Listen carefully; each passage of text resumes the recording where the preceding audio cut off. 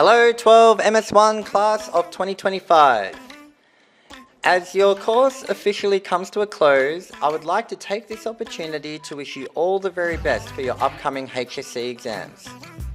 Once you get your reports, you'll notice for each of you, I've highlighted the topics that you should focus on for your preparations. My advice would be to start with the Smarter Maths HSC Revision packs for those topics I indicated in your report, and then dive into the past HSC papers to test your knowledge. You should do those past papers under exam conditions, mark them, and for the questions you got wrong, go back and revise those topics further. If you rinse and repeat this process as much as you can, this will be the best possible recipe for your success.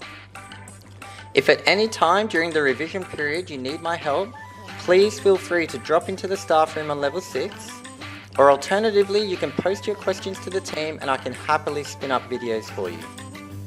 Finally, may I say it has truly been both a pleasure and an honour to have you as my first ever Year 12 class. I can confidently say, without a doubt, you are the best Year 12 class I've ever taught. As a token of my appreciation, let me impart you with a final reminder of some of the motivational mottos from class that you've come to know and love. May they guide you well and keep the vibes alive.